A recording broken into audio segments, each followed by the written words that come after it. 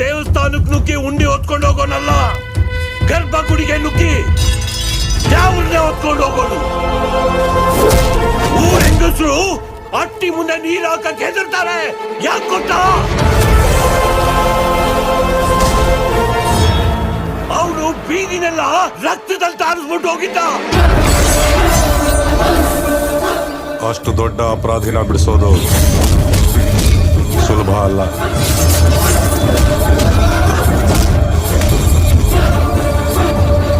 ಈಗ ಅವನ್ ಪುಲ ಬತ್ತಾವನೆ.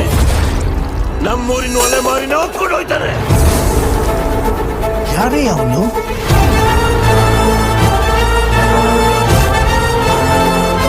ನಮ್ಮೂರು ಭೀಮನಹಳ್ಳಿ ಕುಲ್ಮೇನೆ ದೇವಸ್ಥಾನ. ಕೆಲ್ಸನೇ ದ್ಯಾವ್ರ ಅನ್ಕೊಂಡಿದ್ ನನಗೆ ಆ ದ್ಯಾವ್ರ ಕೊಟ್ಟ ವರ ಏನಂದ್ರೆ 1000 ಮಚ್ಚು 100 ಕಡೆ ತಯಾರಾದ್ರು ಅದ್ರಾಗೆ ನಾನ್ ಮಾಡಿರೋ ಮಚ್ಚು ಯಾವುದು ಅಂತ ಗುರ್ತಿಡ್ಬಿಡ್ತಿದ್ದೆ.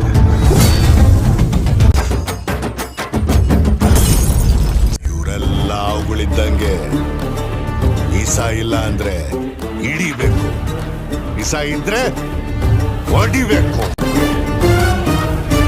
ಅವರೆಲ್ಲ ಜೀವ ಇರೋ ಚಪ್ಪಲಿಗಳು. ಅನ್ನನ ದ್ಯಾವ್ರು ಅಂತಾರೆ. ಅಂತ ದ್ಯಾವ್ರನ್ನೇ ಸೃಷ್ಟಿ ಮಾಡೋನು ರೈತ ಮಾತ್ರನೇ. ನಾವು ನಡಿಬೇಕು ಅಂದ್ರೆ ಅವರನ್ನ ತುಳಿಲೇಬೇಕು.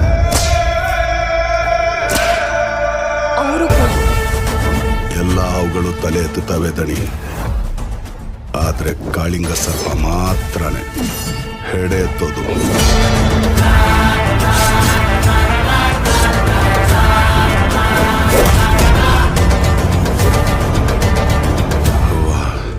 ತೆಪ್ಪಾಕಿದ್ರೆ ಸಮಸ್ಬಿಡವ.